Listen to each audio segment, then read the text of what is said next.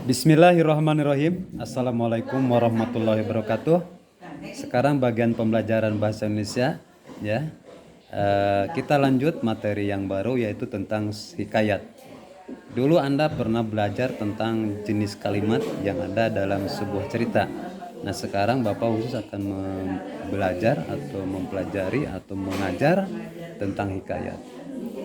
Kemudian yang hadir di sini, Anda harus benar-benar memperhatikan apa yang Bapak ajarkan, dan apabila kurang paham boleh Anda bertanya, nanti Bapak akan beri kesempatan untuk bertanya. Selanjutnya, setelah pembelajaran ini, ya, Bapak mengharapkan minimal Anda mengerti tentang sebuah hikayat. Lalu Anda akan mengidentifikasi, ya, apa-apa yang ada dalam hikayat. Misalnya, Anda akan mengidentifikasi tentang isi, kemudian unsur pembentuk, ya, unsur pembentuk pada sebuah hikayat. Nah, itu minimal Anda paham tentang itu.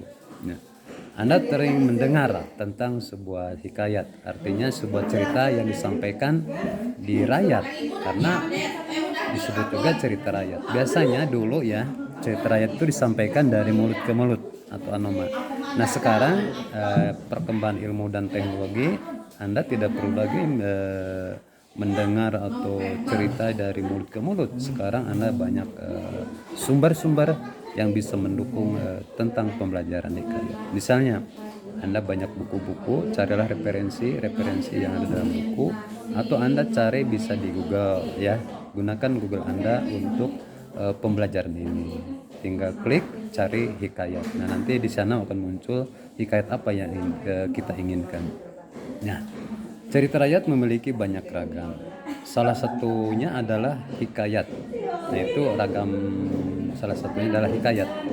Nah, ini hikayat ini biasanya, ya, dulu digunakan, ya, atau menyebar di kita, yaitu biasanya berasal dari Melayu klasik yang lebih menonjolkan tentang unsur penceritaan berciri kemustahilan dan kesaktian tokoh-tokoh, atau lebih banyak menceritakan kisah-kisah kerajaan, istana sentris, ya. Makanya dalam sebuah hikayat, ya, lebih memunculkan keunggulan-keunggulan istana tersebut, ya. Jadi tidak menonjolkan kelemahan-kelemahan, gitu, sehingga bahwa orang akan percaya tentang kelebihan-kelebihan cerita tersebut. Nah itu. Nah, kita beri contoh saja, ya. Salah satunya adalah hikayat Indra Bangsawan. Nah, di dalam hikayat tersebut, ya, mengisahkan bagaimana seorang raja, ya, atau namanya ada Indra Bungsu. Nah, beliau sudah lama menikah, tapi belum juga dikaruniai anak. Nah, di situ diceritakan bahwa bagaimana cara untuk mendapatkan anak, maka dia sering berdoa, nah, sering berinfak. Dengan cara seperti itu, dia yakin bahwa dia akan memperolehnya. Nah, di dalam hikayat itu yang tadi Bapak sampaikan, tentu ada nilai-nilai yang ada di situlah. Misalnya ada nilai agama. Mengapa? Di situ ada tuntutan untuk berdoa, ya, atau berinfak, atau bersedekah. Nah, sekaligus bahwa dalam nilai hikayat itu terdapat nilai-nilai yang positif. Nah, itu contohnya, ya. Kemudian contoh lain yang memiliki nilai-nilai tersebut, misalnya ke anaknya. Nah, setelah dia berdoa dan berinfak dan beribadah, maka lahirlah dua anak, ya. Anak tersebut yaitu yang pertama adalah Sepri, yang kedua Indra Bangsawan. Kedua anak ini sangat cakap, ya, pandai, dan berilmu tinggi. Bahkan dia bisa saja termasuk orang soleh atau anak-anak soleh. Nah, hikayat ini menceritakan bagaimana kedua anak itu berperilaku yang baik. Kemudian dari cerita itu, kedua anak itu saling membantu, ya, saling menolong. Dengan demikian, di situ terdapat nilai sosial. Bagaimana sebuah hikayat dapat dijadikan sebuah pendidikan atau dijadikan sebuah education, sumber pendidikan. Nah, tadi syaratnya harus mengandung satu, nilai agama, yang kedua nilai sosial, atau nilai-nilai lain yang bisa kita petik hikmahnya.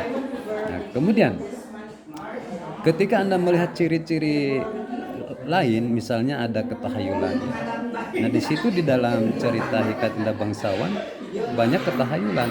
Misalnya ada kendang ya yang menggantung, lalu kendang itu diturih dan keluarlah seorang gadis putri yang cantik. Di dalamnya ada cendulnya ya, dan kemudian dibuka berikut dayang-dayang. Nah ini kemustahilan. Tetapi kemustahilan ini dibungkus dengan sebuah bahasa atau cerita yang bagus sehingga kita merasa tertarik dalam cerita itu.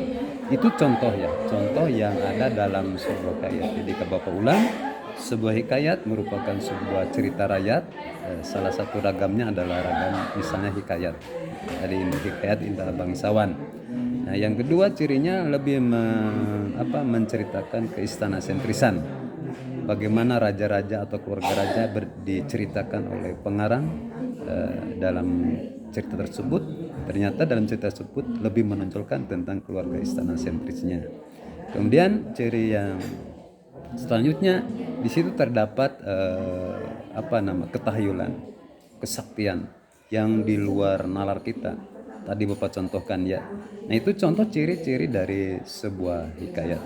Nah selain dari hikayat yang tadi Bapak ceritakan, ada lagi sebuah cerita rakyat ya yang di luar hikayat. Misalnya asal usul. Nah Anda tentu hidup di masyarakat atau di desa Anda atau di desa kalian Anda berada, pasti Anda telah mendengar asal usul desa Anda. Bagaimana sih terbentuknya asal usul desa tersebut? Nah di situ ada cerita-cerita. Tinggal Anda tanyakan kepada ayah atau kakek atau nenek, pasti mereka tahu. Kenapa? Mereka termasuk orang tua, pasti tahu tentang asal usul desanya. Nah itu contoh ragam dua ragam tadi ya, bahwa cerita rakyat itu bisa satu pada hikayat, dua pada asal usul tersebut. Nah, tinggal Anda mempelajarinya ya bagaimana sebuah cerita rakyat terjadi. Nah, karena sebuah cerita itu bebas dan tidak mengandung ketahayulan, maka cerita hikayat termasuk cerita narasi. Ya, cerita yang bebas yang tidak terkena syarat-syarat baik kebahasaan maupun apa. Di situ bebas. Namanya rekaan ya. Jadi cerita rakyat adalah merupakan sebuah rekaan. Itu saja dulu tentang sepintas ya pengantar tentang cerita rakyat. Nanti dilanjutkan kepada unsur-unsur yang membentuk sebuah cerita rakyat pada pembelajaran atau pertemuan kedua. Untuk selanjutnya pelajari ya atau cari buku-buku yang ada, cari sumber-sumber tersebut tentang cerita rakyat. Bisa berbentuk hikayat, bisa berbentuk asal usul. Terima kasih. Assalamualaikum warahmatullahi wabarakatuh.